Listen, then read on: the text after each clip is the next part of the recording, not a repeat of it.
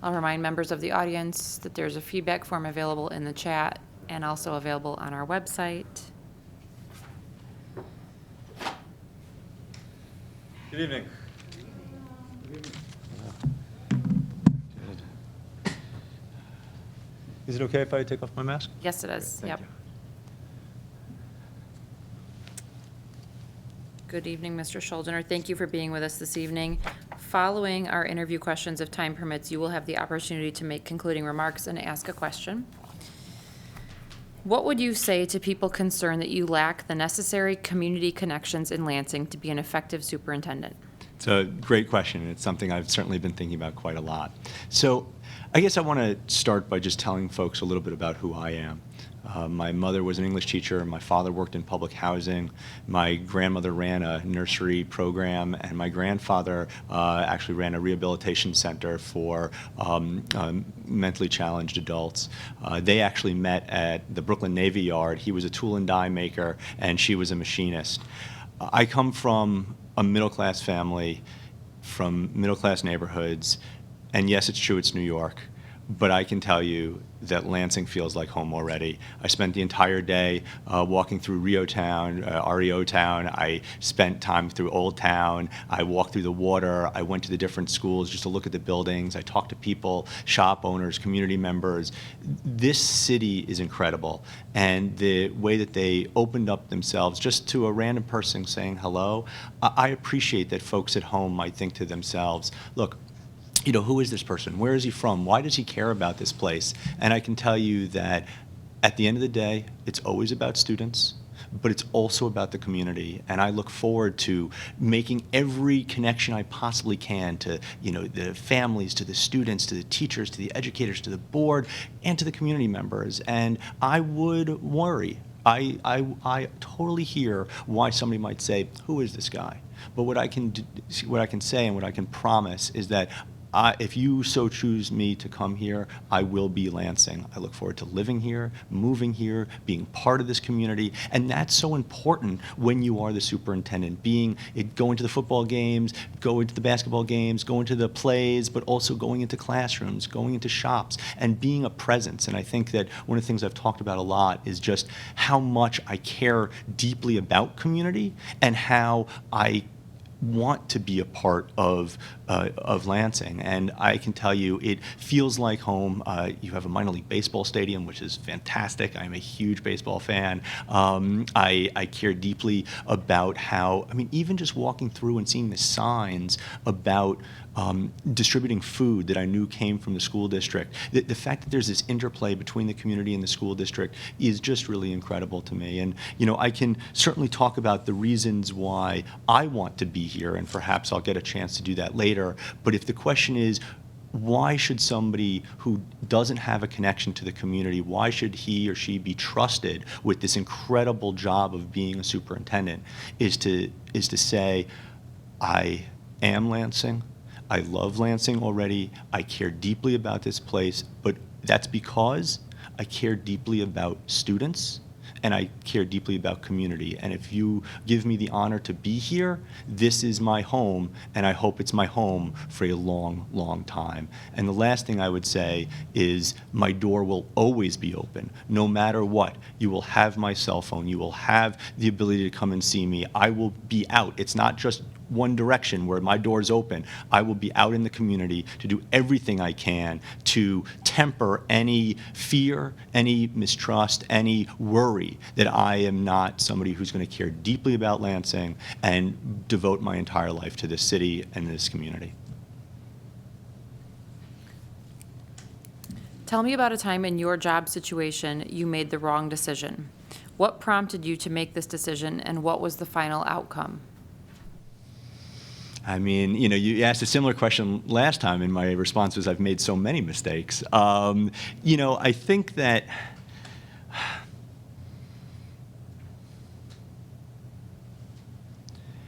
I think you know, a good example is a mistake in hiring. So when I was a principal, we had a position open for a physical education teacher. Now, a lot of places, PE teacher, quote, gym teacher, which is not something I would say, but, this is, what do they matter about academics? And I care deeply. I think that a PE teacher is a physical education teacher. They can teach about, the body, they can teach about science. There's all sorts of things that they can do. And the way that I always had hiring when I was a principal is that it was a complete community-driven process. The teachers were part of it, parents were part of it, students were even part of it. And what happened was that for the first time in like 7 years, everybody was split. And I made the mistake of going with the candidate that had a little bit more experience, a little bit more kind of heft to their CV, but didn't have that kind of love and passion and care about the students.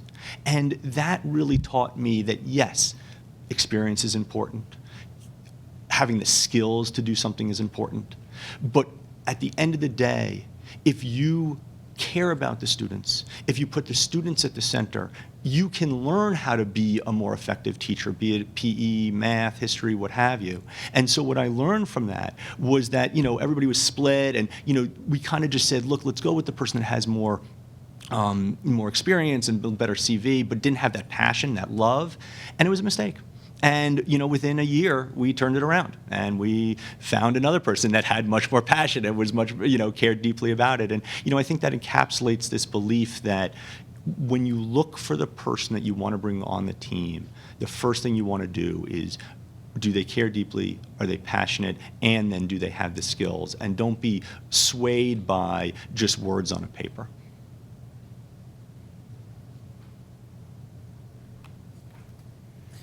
We all assume more than we should from time to time. Tell me about a time when you assumed too much and problems arose due to your not asking enough questions. It's interesting, when you say assume, I could think of it both ways, that I assumed too much responsibility and I didn't delegate, or that I assumed something and I made a mistake because I didn't ask enough questions. But it sounds like you're really asking, when did I make a mistake by not going deeper? And I think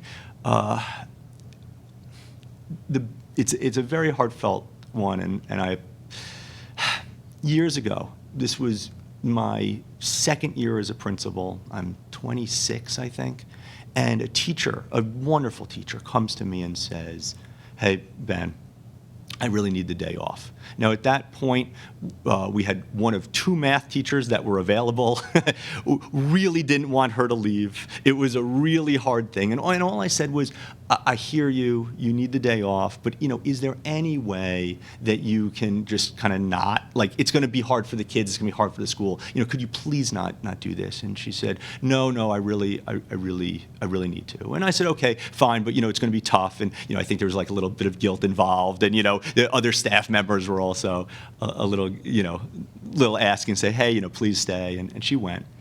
And years later, and this is somebody who I grew to be very close with, who was a terrific teacher, head of the math department, and she said, Ben, I want you to know that day still haunts me, because I had to go to a funeral of one of my best friends who killed themselves, and I was not in any shape to have a conversation about it.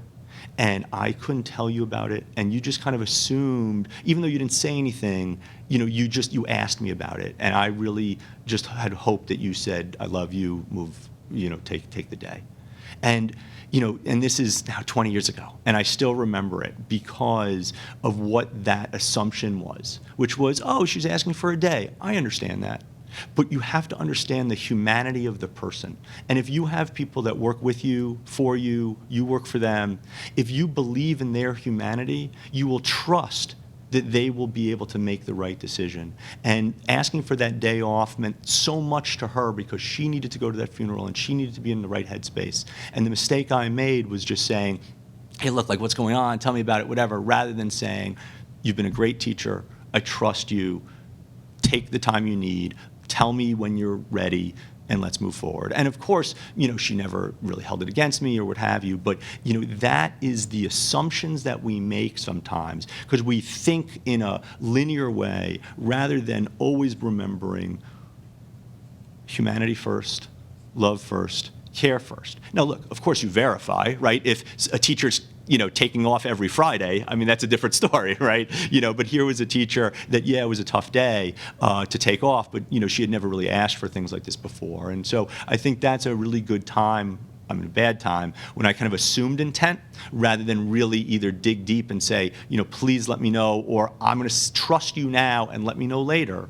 That really would have been a much better way to handle a kind of a delicate situation. Tell me how you were best motivated to complete tasks in a timely manner in your previous position. Are you usually able to discipline yourself to reach deadlines, or do you appreciate outside pressure? That's a great question. I really like to believe that I hold myself accountable. I am pretty tech savvy. I use all sorts of things to remind me. There's a little app called Habit to make sure that I'm, in COVID time, brushing my teeth twice a day, taking a shower twice a day, all these important things. I like to hold myself accountable and really want to make sure that there's planning involved. In the jobs that I've had over these last 20 years, if you like pressure, that's good, because sometimes something happens. I can give you an example where one day I was walking into my office and I saw a lieutenant running at me. And when a lieutenant runs at you, something's wrong. And he's just like, and we know each other well. You have to be very friendly with the police and the school security. He said, "Ben, I have to land a helicopter in your football field." Now, I'm okay with pressure. And my first response is, well, what's the first thing I do? And the answer is, shut all your windows. Because the amount of dust that a helicopter picks up in a football field is incredible. But it's okay to care about pressure and like pressure, but I do not hold myself to that kind of level. I like to plan something like being a superintendent or a principal or a school board member or any of the jobs that I've had, president of ASCD. You plan, you're thoughtful, you give yourself enough time, and if COVID has taught us anything, you never know what's going to happen. And we have to make sure that we plan ahead of time. Now, what I will say in terms of planning and pressure is I care deeply about delegating and using a team and working together, because the idea of doing too much when it's always on your shoulders, not only are you going to burn out, but you're not building leadership qualities and leadership skills in all the other people around you. So that's another way of thinking about assumption.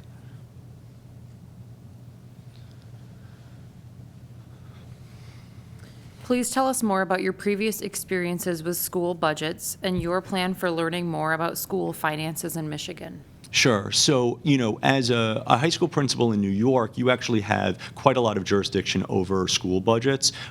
You're not just handed it to you. You get to kind of really spend it. But I can certainly tell you that in the work that I've been doing since I've become a professor in my consulting capacity, I work with superintendents on their school budgets, on a weekly basis. I've also done work with certain districts that have, funding in very complex ways, and I'm usually brought in. I'm pretty good at math. I used to teach calculus, and I really like budgets, and so I'm pretty familiar. I also have done a lot of lobbying for education, on Capitol Hill and in state houses. Through ASCD, I was the head of the policy program, where I was meeting once a year with both Democrats and Republicans in terms of how government funding works.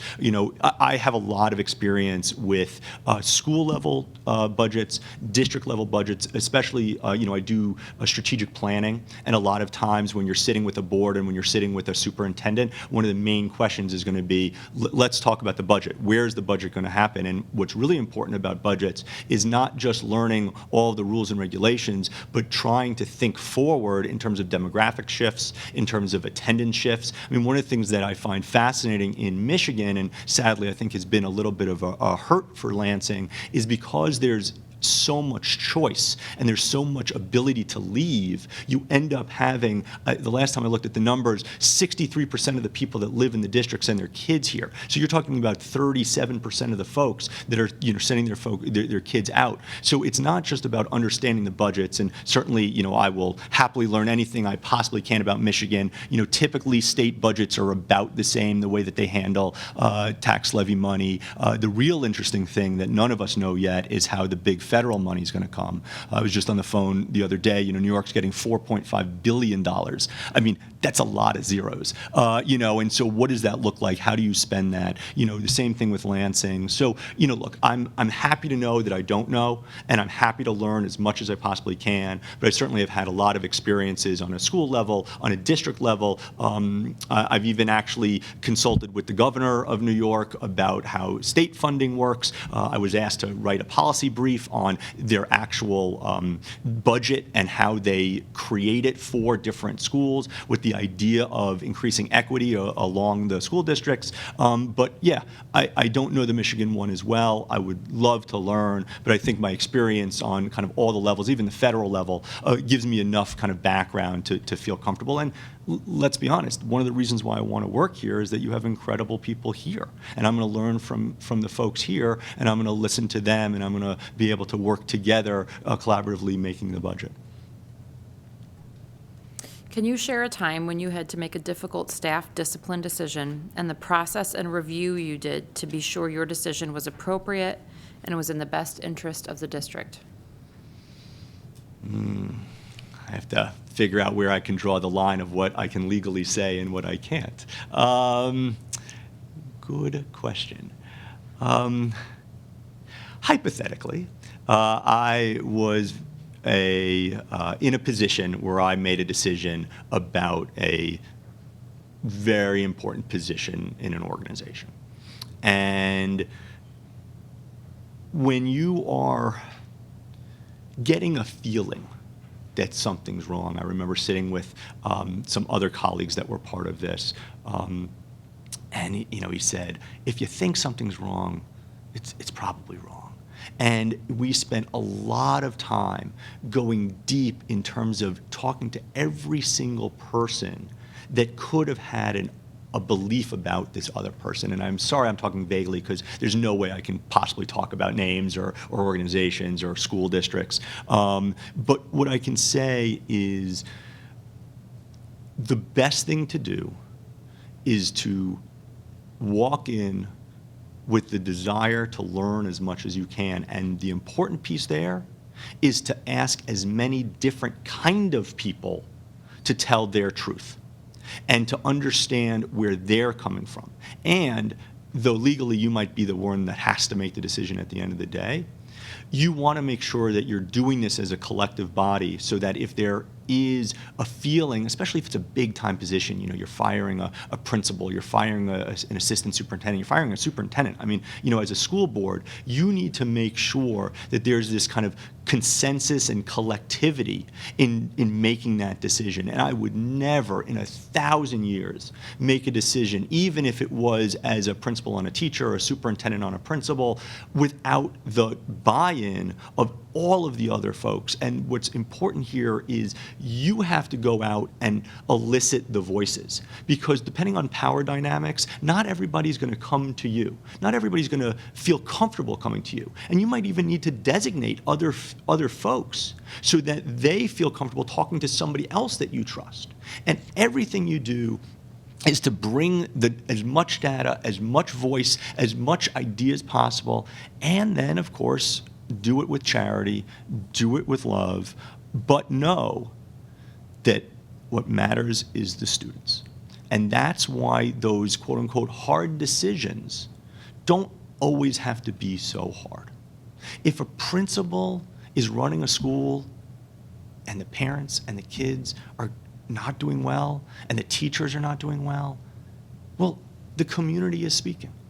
If a superintendent doesn't do their job, if they're not being, supportive of the community, of the schools, and there's backlash, then you have to do your job.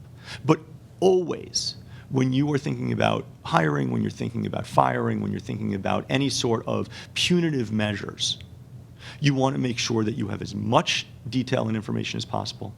You have a collective belief and consensus building, and you make decisions on the best course of action. Isn't always have to be binary. It doesn't always have to be hire, fire.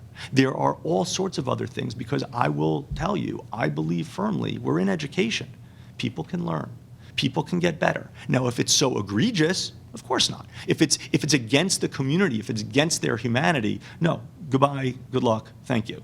But we as an education institution, as a district, we have to believe that people can learn and that there's a reason why they're here and there's talent. Tell us about your experiences in dealing with the school crisis. How did you communicate with your parents, community members, and the press? Wow, so many crises.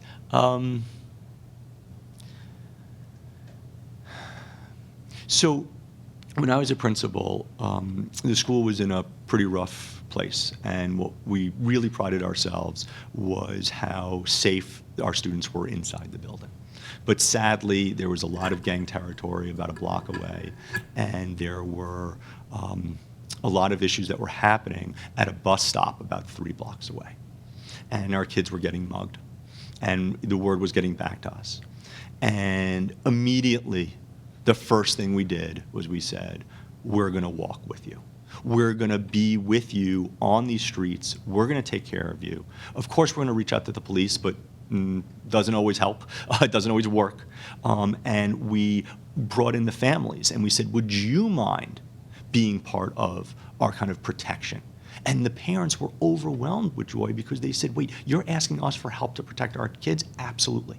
We also then knocked on every door of every building that was on that pathway and said, hi, we're the school, these are our kids, we love them, you should love them, can you look out for them? And we had people during dismissal just sitting on their porch, watching our students go by, making sure that they weren't getting mugged. Then the next thing we did was we reached out to the elected officials, and we created a hand holding all the way from the school to the subway and the school to the bus stop, and we said, this is our route. We need this protected. And we brought in the community, we brought in the politicians, we brought in the neighbors, we brought in the families, and we said, with all of the love and humanity we had, we absolutely need to protect your children, and it is our solemn duty to do this, and we're going to do it, but we need your help. And it was the first time, I mean, parents would come up to me, community members would come up to me and say, we've never had a school person ever knock on our door to say that we could be part of the solution, that we could be part of helping students. And that was, really incredible. And what we ended up doing to really solve the problem was we got enough community support, enough parent support, enough kid support, and teacher support, is we actually moved the school bus station. So it was actually a public bus, so it's not like a yellow bus. This was a New York City public bus. We were able to move the bus station so that it was across the street from the school. And that only happens when you bring in the community, you bring in parents and students, and you make their voice, their narrative, something special. And, there are so many examples I can bring about a crisis, about a problem, and every answer is going to be, what's happening to the children? How can we support them? How can we protect them? How can we bring in the parents? How can we bring in the community? How can we bring in the educators? How can we bring in everybody? And to collectively come up with ideas, and then the job as a principal, the job as a superintendent, or a CEO of a nonprofit, is to listen to everybody, come up with an actual plan, and do it. And really, since that event, the school, in the 10 years I was there, had almost no problems at the bus station again, because we were able to create this community support of that, sadly, very horrible incident. What will be the most difficult part of your transition from your current job to becoming the next superintendent of Lansing Public Schools? I mean, I assume I'm going to have to be a Michigan State fan. I don't know how that works here. To be honest, I love New York and I love my life there, but this is the time, other than packing up all my stuff, and I just have a lot of papers because as a professor, I have a lot of papers. I think the only concern that I have is just to make sure that I'm humble enough and open enough to really make sure that the community knows that I'm here for them. I really just look forward to being part of this community and moving here and, walking the streets, knocking on doors, being in the schools, being in the classrooms, being able to know you all better. I've lived in a lot of places. I've lived in New York. I've lived in Los Angeles. I've lived in England. I've lived in Boston. I've spent time in Chicago. I've spent time in India, in Norway. Every place that I spend time, every place that I live, I want to be a part of that community. And that's why in the probably 10 cities I've lived in, I've never really felt out of touch, but I would really ask all of the community to tell me where your favorite coffee places, where your favorite restaurants, where your favorite places to be part of this community. But as I said, my biggest fear is just that people believe me and that they care enough to support me in my learning about Lansing. I want to be here. I've made a very specific decision to come back after a year. A lot has changed in the world, but I wanted you to know how deeply I care about this place. And to be honest, the more that I spend time here and the more research I do, and hopefully I have time to talk about this, this is kind of the perfect school district where I think I can help the district be even better than it is right now. Please tell us about your experiences with career and technical education and your plans for making CTE a focus in Lansing. Sure. So I love CTE. One of the things that I did as a principal was actually create a medical track and a legal track to start the process for CTE. We actually went in a different direction because we ended up partnering with universities, and it was a kind of an early college model, and there was more college credits there. But I've always cared deeply about CTE. In fact, a lot of the New York about 10 years ago realized that you could really do some incredible work with CTE, even in a city. And so I've helped schools with nursing programs. I've helped schools with some of the legal programs. There's a pharmacy program. My favorite is there's actually a school in Queens that has a farm. And you wouldn't think that you would have a farm, but they do. And, I've gone out there and I've supported them. There's really, CTE is I think integral to Lansing. When you look at the pathways work that you've done, the way that you've structured your schools and your kind of district, CTE is something that I think can really move that career readiness piece. A lot of times in education, we've been hearing college readiness, and they say college and career. But really what we care about is, are these kids happy? Can they sustain themselves? Can they have jobs? And I think that through CTE, you can do really incredible stuff. Not only does this district get much more funding and support, but students get more engaged. I mean, I've been in classrooms where kids are welding. I mean, it was amazing. In fact, God, this is probably 5 or 6 years ago now, PBS asked me to be part of an advisory committee where I was helping rural school districts and state districts think about how can you combine CTE work across states. And one of the things that they came up with was, because these are really small schools, maybe there's 10 kids in a grade, and you have one kid that could qualify for a CTE program. And so what we figured out was to use the PBS stations that they could kind of watch somebody do this welding class, and then there would be another person in the building to support the kid, and then once a month they could go to the different schools. I mean, CTE is incredible, and I think that we can find, and it was really nice that PBS asked me to do this, and it was so focused on how do you get kids to access CTE in places where they don't normally do. In Lansing, you have a robust program, and my job is to support that. Now, I will say, paperwork.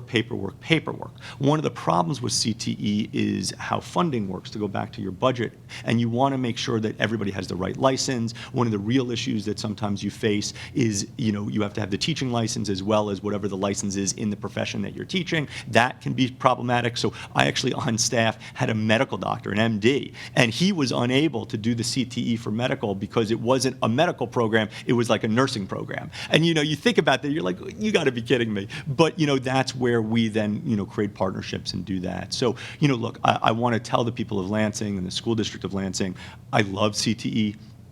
Having students have skills and jobs, but more than that, engagement. When students are just sitting there and listening, and God, this year on Zoom or whatever it is that's happened, I cannot wait for us to open up and have kids run into, a wood shop class, but more importantly, into other stuff too. I mean, there's engineering, there's STEAM, there's STEM, there's so many different things, right? What I really want to make sure that we don't focus on is when we think CTE, we think low level. Or when we think CTE, we think the basement. That's not true at all. This is about, you could be learning physics. You could be learning engineering. You could be learning, high-level communication. And that's, again, why I really love what Lansing's doing. And I think we can take it even a step further where, you have partnerships with, technical colleges, technical graduate schools. I mean, I know you already have some of that, but you could imagine how clearly you could delineate a line from, and I love the fact that you have STEAM and STEM starting at young ages. You could really talk about a kind of a 12-year pipeline where somebody's getting a master's degree in engineering and is able to go straight into, a company down the street. I mean, there's a lot of factories here. There's a lot of work here. And I think that we could do that, with the right focus and knowing that CTE is not an afterthought and that it's not low level, that it is high rigor and high expectations. What do your harshest critics say about you? And by this, we don't mean you work too hard or you care too much. What's the biggest downside to your leadership style? That's a great question. Of course, I always ask that question of people that I'm interviewing. And it's a great question. I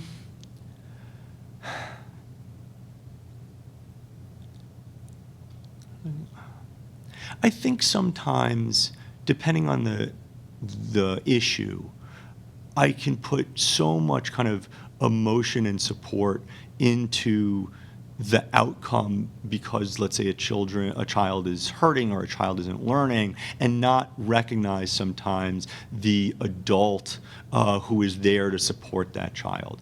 I think we all believe that student-centric work and focus is 100%, but you can imagine sometimes that you can be too strong thinking about putting that child first without understanding the human toll on the parents, on the family members. And where it's really come home to roost this year is a lot of the work I've been doing lately is coaching superintendents through COVID. And at this point, when I get a phone call, I'm usually brought in when something is not doing so well, and somebody says, Ben, I don't know what to do. And in COVID, the answer is, just make sure you can get through the day. Make sure that your people are living, are happy, and the kids are trying to learn. And that human cost of COVID is so important. Now, yes, we want kids back in school, and yes, we want them to learn, and we want to pick up all of the time that we've lost. But understanding that human toll that COVID has had is important. And I think that my harshest critics would say sometimes I'm so focused on student outcomes and student kind of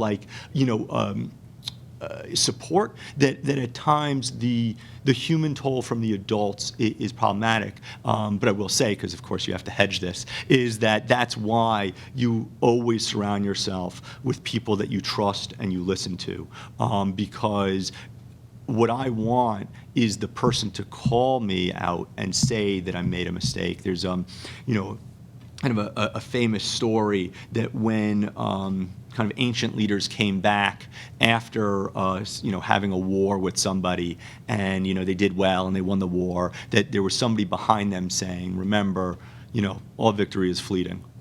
Just remember that you also can make mistakes. And there's a famous story in Herodotus where he asks a king, how you doing? And he says, well, ask me at the end of my career, and at the end of the career, his wife had left him and the kids had died and all this crazy stuff. And you have to remember that, if you don't surround yourself with the right people to call you out on the mistakes that you're going to make, that you're going to go down that path.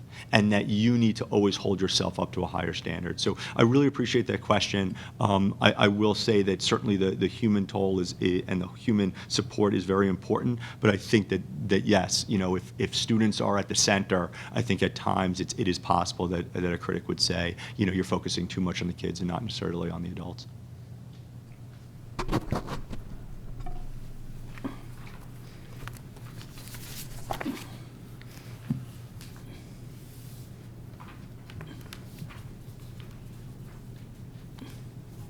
That's the end of our scripted questions for this evening, so I'm gonna go to Dr. Rodriguez, and then I'll just go to Mr. Lopez, and then around this way. Thank you. Sure. We are having different times and difficult times, not only in Lansing, but in Michigan and all the nation. As superintendent, what kind of school district will you create when the students and the teachers and the parents come back in September? It's a great question, and I think we really have to think about that because the last year has taken a toll on everybody. And the district that I would help to create with everybody is a district of love and a district of support. That we are going to have accountability. We're going to care deeply. We're going to have goal setting where we're going to think about what our graduation rates should be and what our test scores should be. And we're going to talk about what CTE is going to look like and how teaching is going to work. But all of that is secondary to creating an environment where people want to come back to. People have been gone. People have left, and not just from the building, but they might have left the district, they might have left the area. We have to say our doors are open and we want you back. And not only do we have to say that because of COVID, but people have been voting with their feet for a while in terms of who's living in the district and not coming here and who isn't. And what I hope very much, Dr. Rodriguez, is that collectively with the board, superintendent, administration, the community, all of the folks at home, that we think of coming out of COVID as this phoenix rising from the ashes. And not that COVID, not that Lansing was the ashes, but COVID was.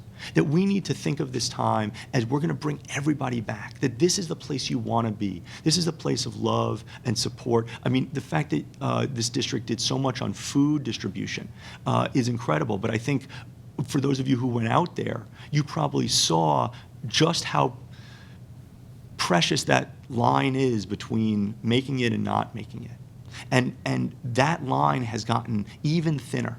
And we, as a school, we have to be that lighthouse. We have to be that beacon on a hill where people say, I want to be in Lansing because that school district makes me smart, it makes me hardworking, it makes me talented, but it also makes me happy and engaged, and it loves me for who I am. And that's the district I hope we can create together moving forward. Thank you, Madam President. So, as you've heard, and you probably already know that Lansing has is very diverse, number one, okay? So as we move forward to next year, and if you're the superintendent, how will you help the district and the district staff enhance their social studies program to include the history of everybody within our teachings? Sure. What would be some of the things that you would help bring to Lansing? Sure. It's a great question. I mean, it really starts with the community, right? Is that, yes, I mean, I can talk about best practices and my experience around the country in terms of how do you make curriculum that is much more of the students and of their background than some background that hasn't existed in, 100 years. But you want to engage the community because you don't want to assume who the community is.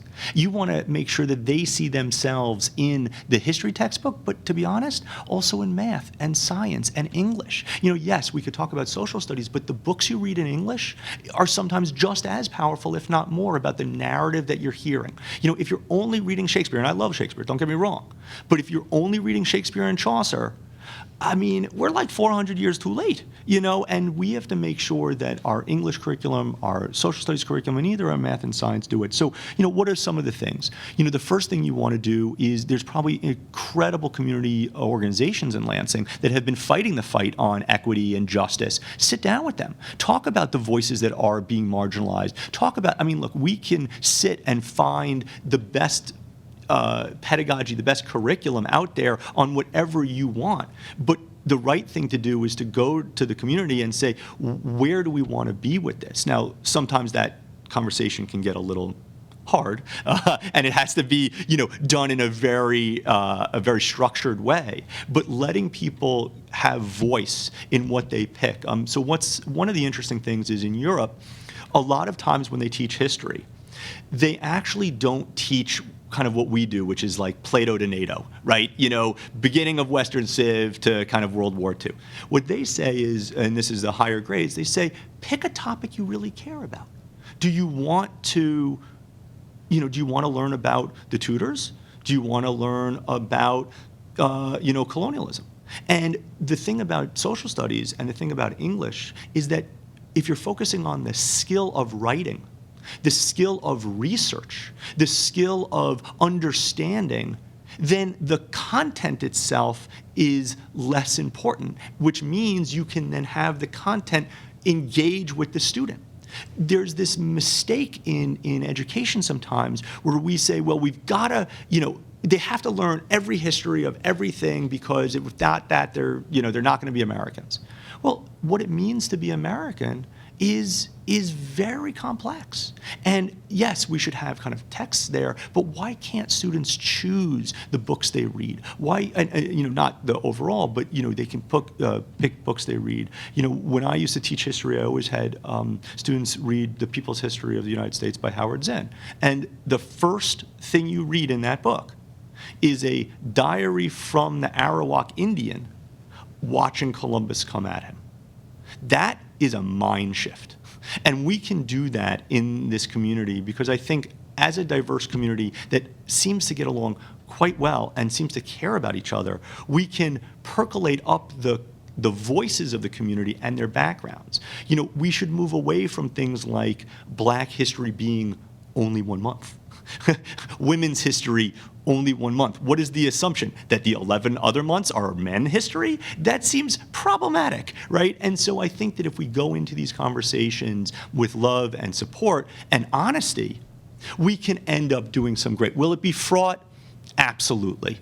But if there's a willingness there and you're willing to listen and you care, then you can do it. And the last thing I'd say is you can tie all of this with another very important pedagogy, which is differentiated instruction. There's a really important theory that says a kid can learn by reading one book and another kid can learn by reading another book. And the teacher can assign the same kind of, let's say, homework. So let's say it's English and you say, write a 2-page essay about the character of your book. Why do we all have to read the same book? Maybe 3 kids read this book and 3 kids read this book, and they're choosing it and they're wanting to read that rather than, oh my God, I got to read this again. Now, yeah, sure, are there canonical tests? Absolutely. But you can think about the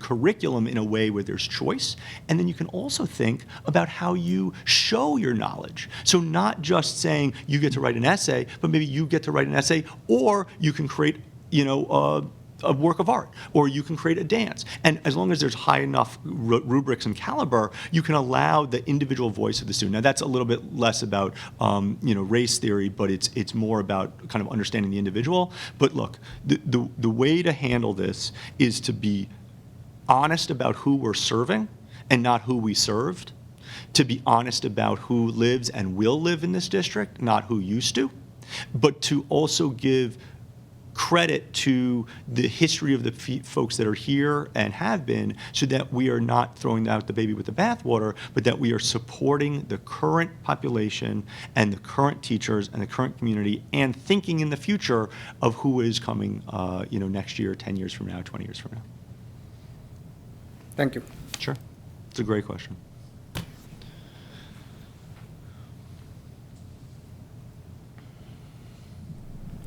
Hi. I have 2 questions. One is about systems, and I know you've spoken a little bit about that. And the other is about teacher experience, morale. Sure. So I know you spoke before about systems and, saying, I want to keep what's working well here and figure out how to improve. Mm-hmm. I just wonder if you could talk more about that, because I know there are tons of systems in place that are really they give us lots of data, lots of reports, and so I get a little nervous about losing those things that are working really well. Sure. No, I mean, look, that's one of the most important things, right? You never want to bring in a superintendent, internal or external, who's going to just come in, it's my way or the highway, I have this belief, and poof. No. I mean, the nice thing about I have a lot of experience with data, and I actually helped create some of these data systems for New York. What you do is you start off with, what is the goal and the vision of the district? And that's a conversation that happens with the community. So let's say, for instance, the community comes together and says, you know what, we have this ostentatious goal.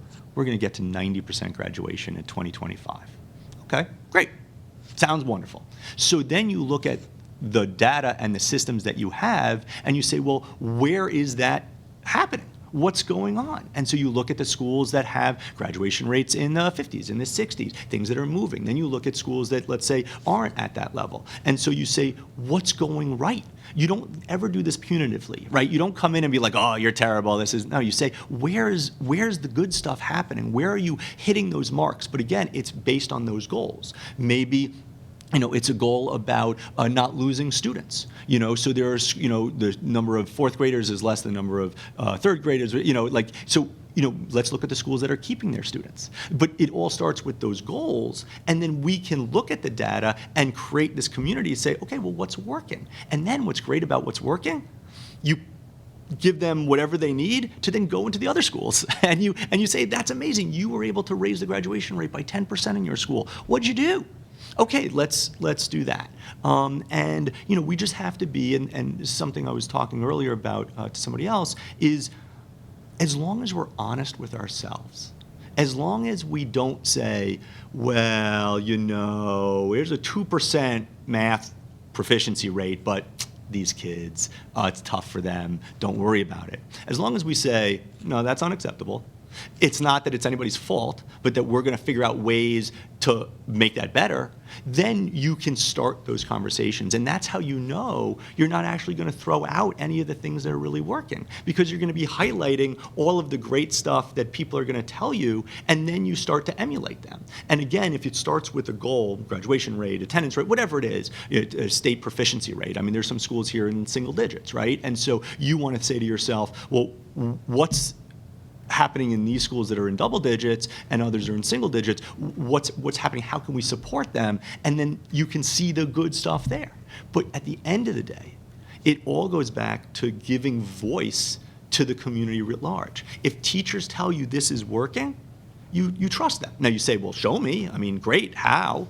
But you trust them. If students say this is super important, okay, great, show me. On the community question, one of the students asked, would I want to keep the one-to-one computer, program that you have? And what I said was, sure, I mean, it sounds great. Hopefully you have a very good maintenance program so that they're not all broken. But that the bigger question is, what are we doing with the computers? What are we doing with and so, yes, you might like it, but why do you like it? And so as long as you're digging deep and you're guided by your goal of a district, you're not going to throw away anything. And in fact, in my experience, you end up finding things that you didn't know existed that were incredible.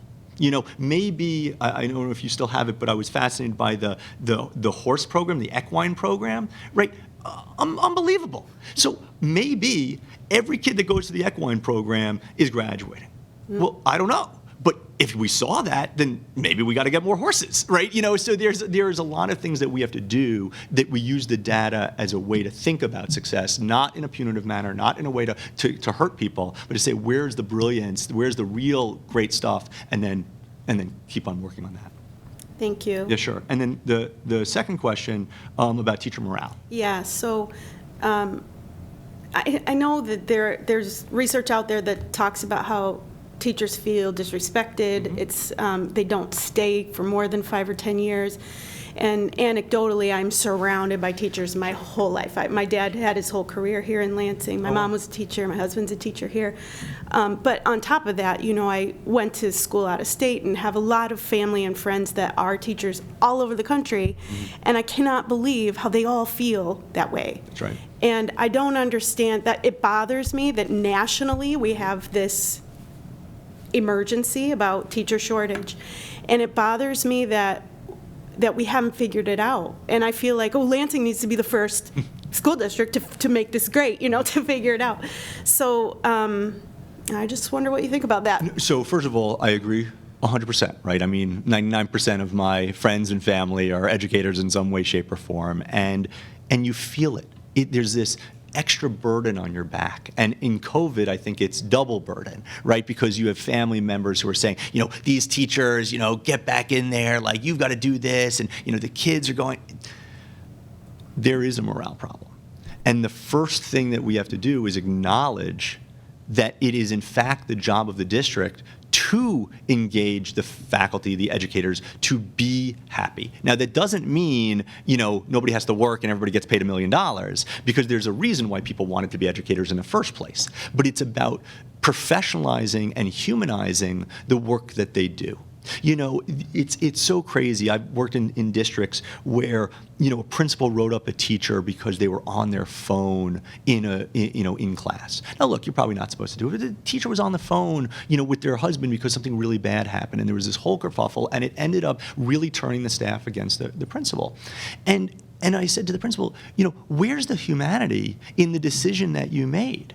Why not just say, hey, do you need anything? I'll teach this class for 5 seconds so you can text your husband to make sure he's okay in the car accident, right? And so it starts with this belief that we do care about morale. Now, that doesn't mean that everybody's tax dollars are going to be spent on, professional development of teachers going to Hawaii, but, which some districts have actually done, which I know we won't. But, there is an understanding that if you say, look, we're going to care about this, we can. Now, some of the research that's happening and some of the groundbreaking vanguard work that's happening now is there's a district in New Jersey that I do some work with. They actually bring in things like yoga for the teachers. They bring in breathing and meditation for the teachers. Now, again, that might not be the culture here, and I understand that, but there's ways to treat the faculty as not just adults, but professionals, and you can acknowledge their stress, acknowledge what they're doing. But a lot of school districts are just so busy making sure that the buses are on time and making sure that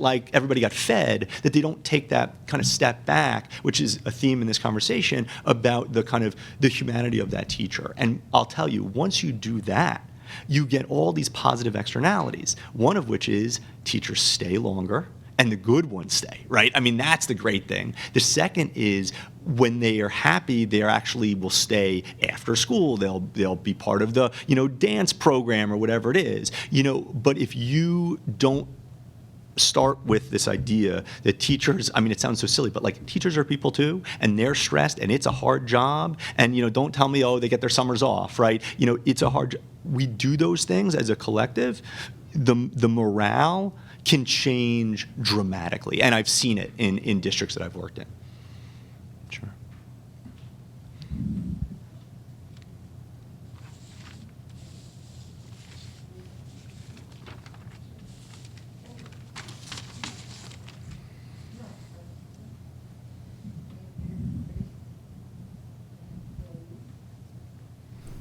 And so, no, I don't have any questions. Great, thank you.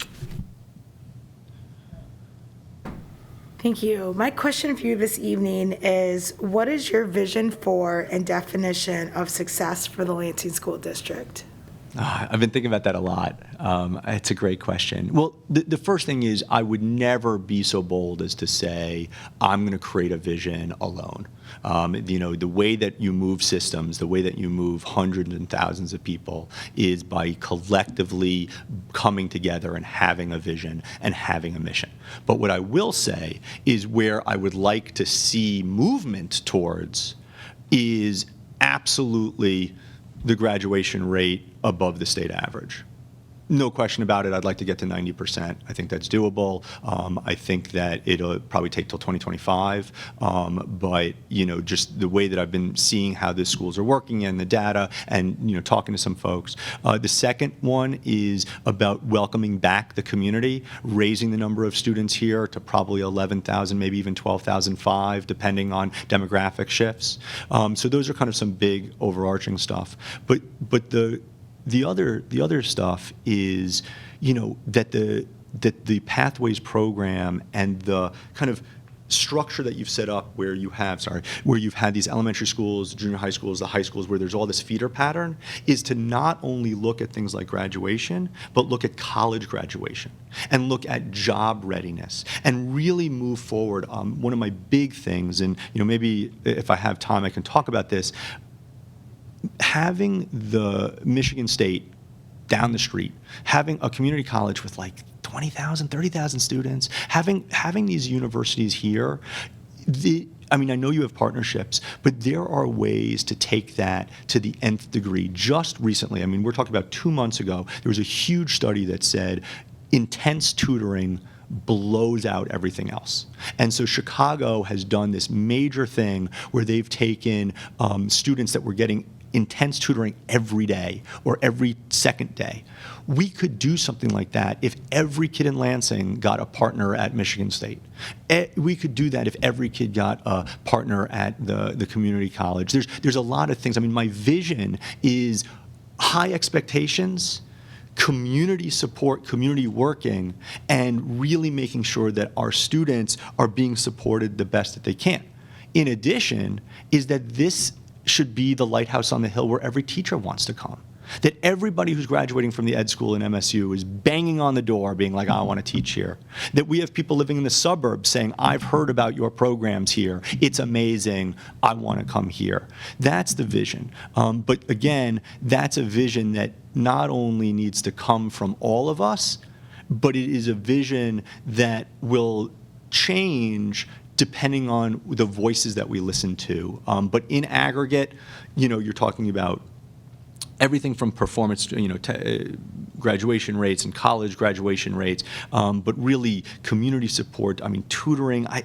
There's so much incredible things that can happen in Lansing. It's the capital city. It's about 100,000 plus folks, about 10,000 plus kids, but you've got incredible leverage here. And so my vision, what I see, is leveraging that so that the brilliant work that's happening here gets highlighted, to be the cheerleader in charge, so that everybody says, this is the place to be. And look, there's going to be very specific things. We're talking about, which schools, and which kids and what's going to happen. But that general ethos is, we are going to think of ourselves as the ultimate school district where everybody in the area wants to send their children, wants to work, and wants to partner with us. Dr. Body? Thank you. Good evening, and thank you for being here and for wanting to be here. Sure. No, thank you. I know you used to serve on the school board in New York City, so you appreciate absolutely. You appreciate the weight of the decision that the school board members are facing. I'm sure you also know that we narrowed our field down to one internal candidate and one external candidate. What would you say to a fellow school board member who may be nervous about bringing in and taking a chance on an external candidate when their default impulse may be to stick with what they know? It's a great question, and to be honest, it's the question I've been really thinking about quite often. And, the first thing I would say is that I am sure that the internal candidate is great. If she works here and, she's made it to the final round, I don't want to take anything away from her. But I think the question is, how can you feel comfortable taking what might be perceived as a risk? And what I would say is that there is no time that I've ever seen in a school district history that would be better for bringing in somebody who has been very clear that he wants to support the wonderful things that are happening, be part of the community, care deeply about it, but also has some different experiences and different learnings to help this district kind of continue the brilliance of Lansing, but with best practices from the world. We had a seismic change with COVID, and now we're coming back in a very different way. It's time to maybe rethink, with community input, how to move forward. We don't necessarily have to hold on to everything that's always happened, because some of those things might be gone. But what I can help you with, and I appreciate it, and I don't mean to sound arrogant, but this is the time to have somebody who has had world experience in cities, in countries, somebody that has not only had those experiences, but also had success. A lot of people can say, well, they've worked in a lot of school districts. Well, maybe they got fired from a bunch. But what I can say is everything from, taking a graduation rate from 23% to in the 95s plus for every year I was principal to, when I was president of ASCD, taking it from an organization losing $10 million a year to being profitable, taking a leadership program in New York that was training, 100 principals and superintendents to more than doubling it, creating partnerships with superintendencies around New York, moving the needle in India, moving the needle in New Jersey, moving the needle in the Bronx. I think that you are right to ask that question, and that's the question that I think you're all going to think about. And I would say that if not now, when? Especially when you have somebody that has the proven ability to do that, but somebody who's also being very honest by saying, I can't wait to move here, I can't wait to be part of this community, and that if you look at my history, I've always done things that have supported the community and not be about myself. That it's, pictures with me and children, never me. Pictures with staff, not me. Right? How do we create things where it's not about me as superintendent, but it's about we, the Lansing School District? And I think you have a difficult decision to make, but what I hope that you think about is we're going to come out of COVID ready to re-engage the world. There's going to be some federal money, which will be, I think, helpful. There's going to be also a sense of desire to get back into buildings and back and to see people. And why not use this time to say, we together are going to be that kind of city on a hill with these great vision of graduation rates and test scores, but more importantly, humanity and love, and that this is a place to be. I don't envy you the position. I've certainly been, in the position before, but I think that you're lucky that it's happening now. If it was during COVID, yeah, I mean, I could, if this was last year, and I think, you called off the search for the right reason, but now we're coming out of it, and this is the time to plan so that maybe it isn't just going back to the way things were. Not that it was bad, but if we're honest, there is room for improvement, and that improvement, I think, can come with a worldview and an experience that also highlights and supports the history and the brilliance that is in Lansing. Anything else, Dr. Batty? Okay. Dr. Burrows? There's been a lot of public controversy over return to school. Lansing has deliberately taken a very cautious approach, but members of both parties, including the new Secretary of Education, have come out very strongly to say, no, we have to be back in the classroom as quickly as possible. Mm-hmm. So I want to get your thoughts. What's the right approach to return to school? Have we been too slow? So you're really sticking it to me here. I love it. Well, here, look, who am I to judge the folks in shoes I was not standing in? And so what I think that I saw out of this community, and I've certainly read every article in the Lansing papers as I can, and seen online, is that what I appreciated was that everybody here was thoughtful and deliberate and made decisions that they thought was in the best interest of children. And it was apparent that it was structured, it was planned. When schools stopped, you were dealing with the food distribution, you were being communicative with the school board, with the school's community. I can't tell you if I think it was too slow or not, because I wasn't here. I don't know what not only the rates looked like, but just the general feeling. I mean, when I was in New York that first week in March, it felt like the world was going to end.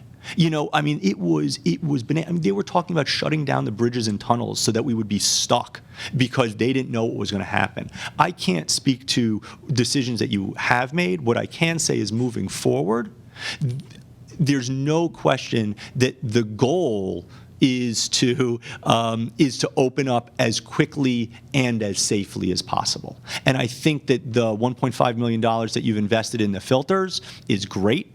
One of the things I was talking to a colleague about a week ago was that if heaven forbid 2.0 ever happens for COVID, you actually have, even though you're an urban district, you have a lot of space. You have football fields and soccer fields. There are ways to use space in a creative way that, not everybody's going to be thrilled about, but there is a social and emotional component that we need, that interaction for students to socialize and parents to, send their kids and, teachers to be part of it. But I can't judge the decisions that you've made because I haven't sat here. All I can tell you is from my vantage point, it really seemed like you were caring, deliberative, thoughtful, and you had a real plan. I mean, every time you updated, I would read the plan that was coming. And all I would say is, if I am chosen to be the superintendent, I would do everything in my power to open up the schools as quickly as possible when we think it is safe. And at the end of the day, just like we talked about earlier, the safety and security of not just our students, but our families and our teachers and our educators, that must be paramount. And look, I have a thick skin. I'm happy for people to question it. But more importantly, it seemed like your board very publicly was collective in their decisions. But, I don't know. I do think that, especially with the space here and the way that you're thinking about things, it looks like you have a plan. I know you just moved it up by like a week or something, but that was only for about 120 kids. I mean, let's see, right? I mean, I think that if you can get through March and April, you're in really good shape. And I think what I would suggest is just make sure that you're listening to the community, listening to the families, listening to the kids and the educators, but also taking note as to what's working and where. A lot of this COVID stuff is very localized. So like if I'm working in a district and I see one school has like their act together and it's great, and then there's another school that doesn't, don't blame the district. Go in and give support to the schools that are, because one of the issues I've been having with the district that I'm helping is multiple campuses. If one campus goes, they're thinking of shutting down them all. It's like, no, support them, but make sure the other ones who are doing a great job are still able to learn. Because if we've learned anything, is the social and emotional toll that this has happened, that this has had on our children and honestly our adults is pretty dramatic. And hopefully we can move forward with as much alacrity as possible. But if you really wanted me to tell you if you were right or wrong, it's not for me. But I have to say I was really impressed with the professionalism and the thoughtfulness that this board really did. And that, for me, is you did a great thing.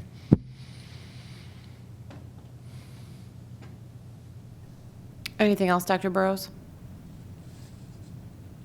Nope. Okay. Mrs. Moore? Yes, good evening. Hello. My question is, where do you see yourself professionally in 10 years?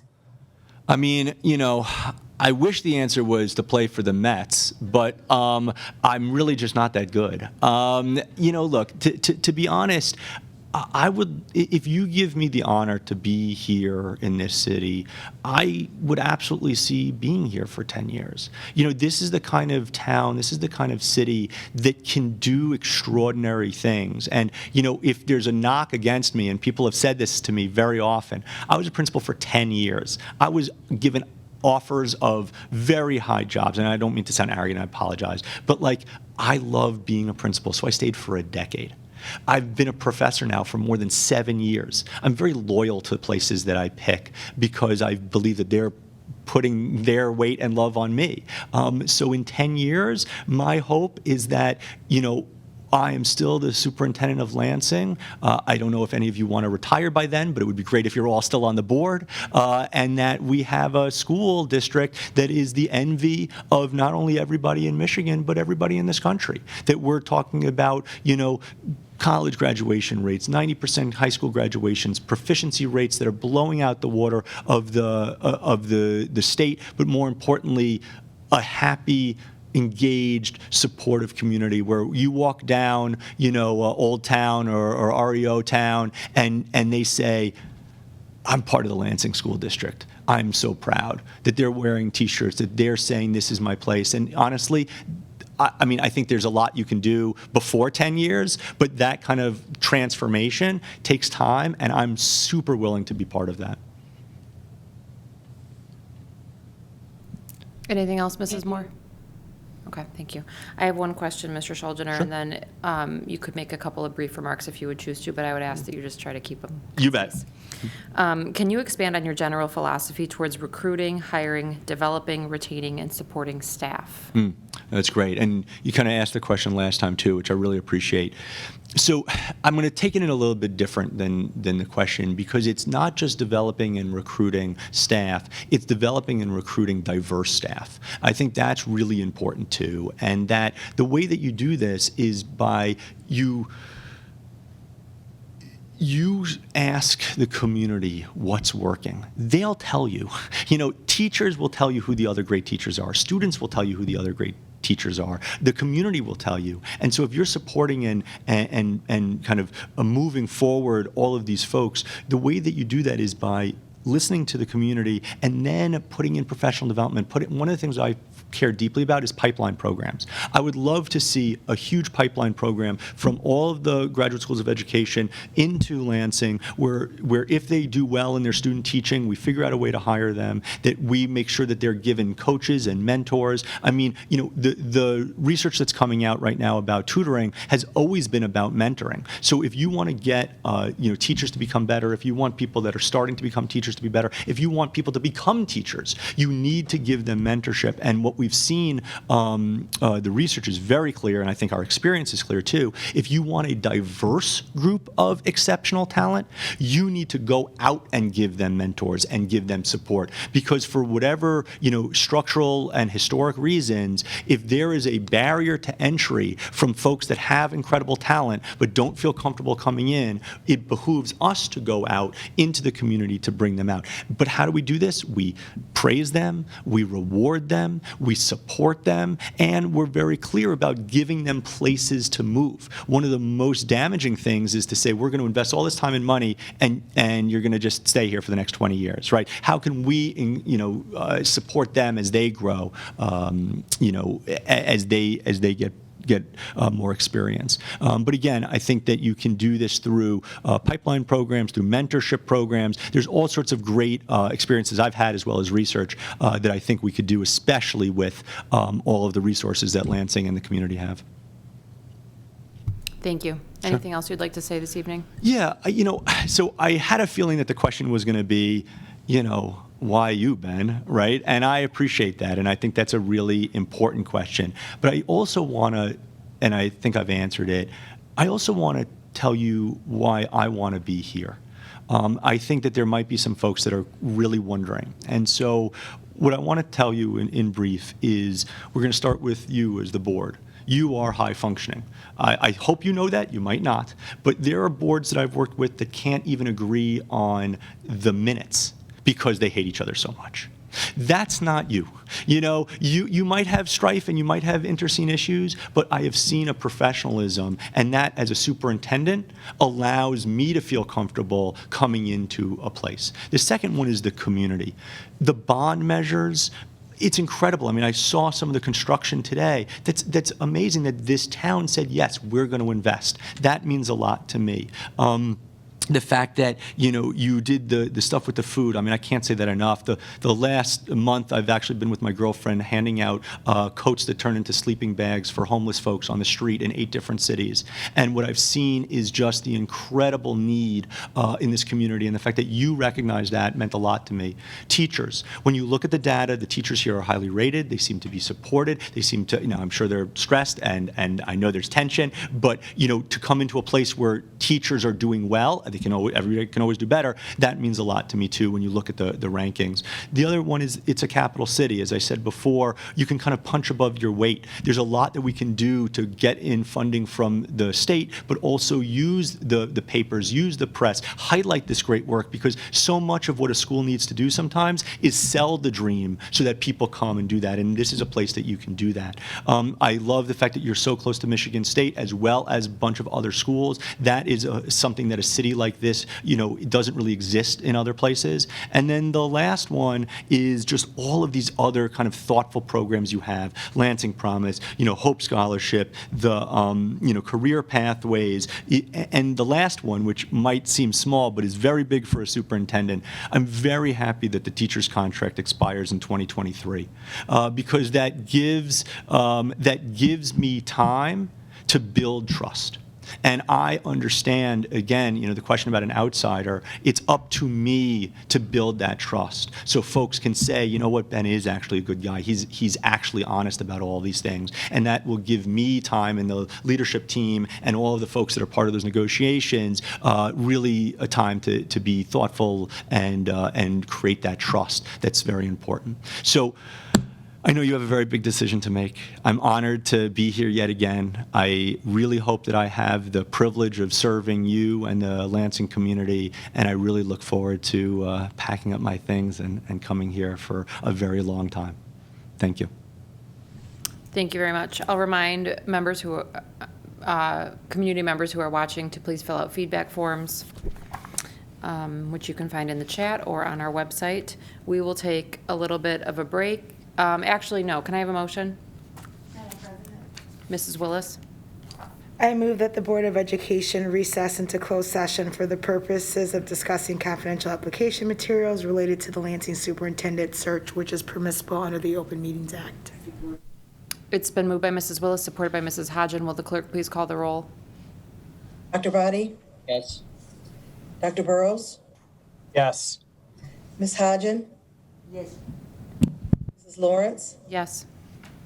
Mrs. Lilgy? Yes. Mr. Lopez? Yes. Mrs. Moore? Yes. Dr. Rodriguez? I'm sorry. Did he say something? He said yes. Okay, sorry. Mrs. Willis? Yes. Motion passes. Thank you very much. We are in